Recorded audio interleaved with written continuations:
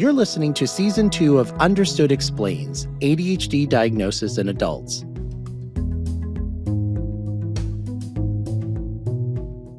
Today's episode answers the question, what if I don't really have ADHD? We're going to look at two sides of this question. What if I think I have ADHD, but was told by a doctor that I don't have it? And the flip side, what if I got an ADHD diagnosis, but am not sure it's accurate?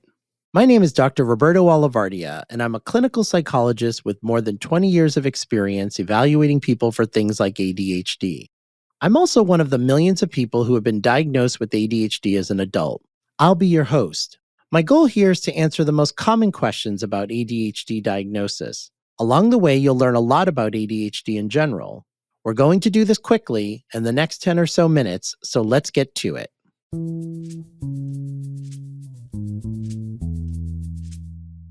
What do I do if my doctor told me I don't have ADHD? I want you to think about whether you got a thorough evaluation. To help with this, I recommend you go back and listen to a few episodes from earlier this season. Episode 2 can help you think about whether you saw a qualified provider or if you might want to go see someone who has more training in how to diagnose ADHD in adults. Episode 3 digs into the breadth and depth of the questions that a comprehensive evaluation should ask. And episode 4 is good to listen to if you got evaluated online and aren't sure if it was legit or not. Now, let's say you did get a thorough evaluation. One reason some people don't qualify for an ADHD diagnosis is if they only started struggling in certain areas pretty recently. Many evaluators will disqualify an ADHD diagnosis for that reason alone, because the official diagnostic guidelines say there needs to be evidence of impairment or struggle before age 12. But there are a lot of reasons why adults with ADHD may not say we struggled as kids. Maybe you grew up in a highly structured environment, or your parents did a lot to help make things easier for you. Maybe you had a much less demanding schedule and didn't need to use as much organization or time management skills as you do now. Maybe as a kid you could ace all the tests without doing the homework, but you couldn't keep winging it when the demands got a lot harder in college or at work. Or maybe as a kid you were a perfectionist, the complete opposite of a slacker. Perfectionism is surprisingly common among people with ADHD. It's also not unusual for high-achieving kids to feel totally burnt out by the time they become adults. If any of these things sound like you, but maybe didn't get captured in your evaluation, you may want to consider reaching back out to the evaluator or getting a second opinion. Another really important possibility to consider if you weren't diagnosed with ADHD is that you could be struggling for other reasons. For example, maybe you've been under a lot of stress recently. Global pandemic? And that stress could be causing a lot of symptoms that look like ADHD. Whatever the source of your struggles, your concerns are still valid, and there are still plenty of things you can do to help. All of the non-medication treatments that I talked about in episode 6 can help people who have ADHD and people who don't have ADHD. Things like developing coping strategies, leaning on social supports, using assistive technology, starting cognitive behavioral therapy. CBT can help everyone. And if you didn't qualify for an ADHD diagnosis because you're struggling with something else, like a mood disorder, substance abuse problem, or trauma, that is super important to find out so you can start getting the right treatment.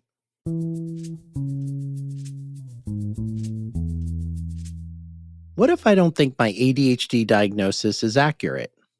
This is a very common question, and I want you to think about 3 possible reasons you're doubting your diagnosis: how thorough your evaluation was, how effective your ADHD treatment plan has been, and how much you tend to doubt yourself in general. Let's focus on any evaluation concerns first.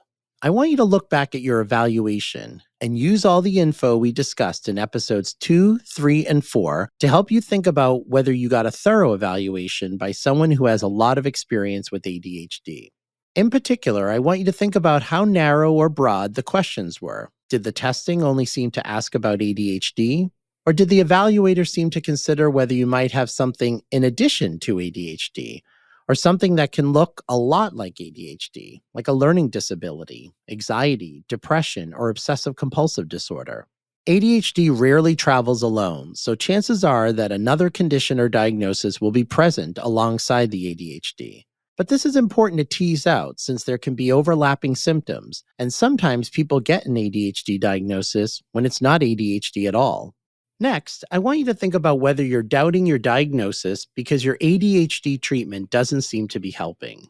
If you're taking ADHD medication, go back and listen to episode 5, where I talk a lot about the importance of partnering closely with your prescriber to find the right medication and dosage.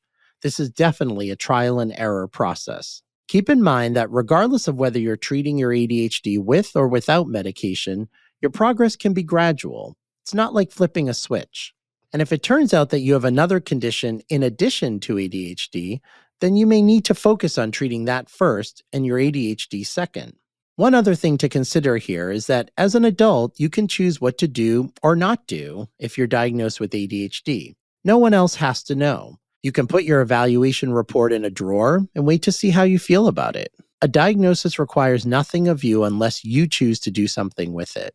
Think of your diagnosis as a key that can unlock access to services and supports if you want them, but you get to decide when or how or if you want to use that key. And lastly, I want you to think about whether you tend to doubt yourself a lot in general. Many people with ADHD are very good at doubting ourselves. Go back and listen to episode 7, which talks about ADHD and imposter syndrome.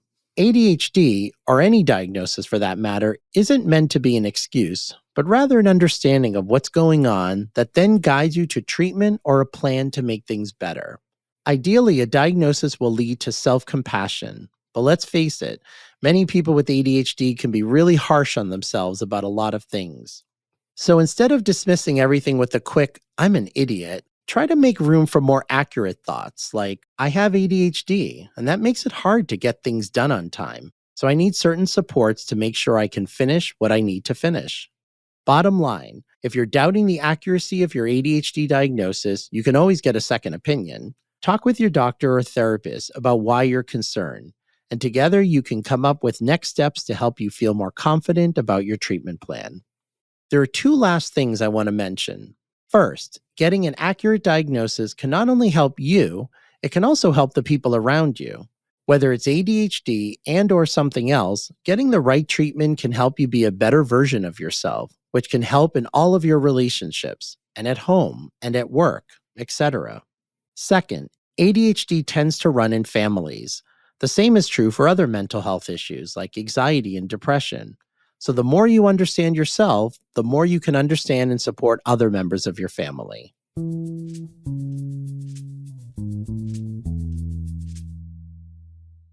Okay, listeners, that's it for episode 8. The key takeaway I'm hoping sticks with you from this episode is that I applaud anyone who is trying to understand themselves better and get the help they need. You deserve to be happy and healthy, and with the right support, you can get there. Thanks for listening. I hope you'll join me for a special bonus episode where you'll hear from several folks about their experiences getting diagnosed with ADHD as an adult. I'll share my story too. You've been listening to Season 2 of Understood Explains from the Understood Podcast Network. If you want to learn more about the topics we covered today, check out the show notes for this episode. We include more resources as well as links to anything we've mentioned in the episode. One important note, I don't prescribe ADHD medication and I don't have any affiliation with pharmaceutical companies, and neither does Understood. This podcast is intended solely for informational purposes and is not a substitute for a professional diagnosis or for medical advice or treatment. Talk with your healthcare provider before making any medical decisions. Understood Explains is produced by Julie Raw and Cody Nelson, who also edited the show. Brianna Berry is our production director. Our theme music was written by Justin D. Wright, who also mixes the show. For the Understood Podcast Network, Laura Key is our editorial director, Scott Koshier is our creative director, and Seth Melnick is our executive producer. Understood is a nonprofit organization dedicated to helping people who learn and think differently discover their potential and thrive. Learn more at understood.org/mission.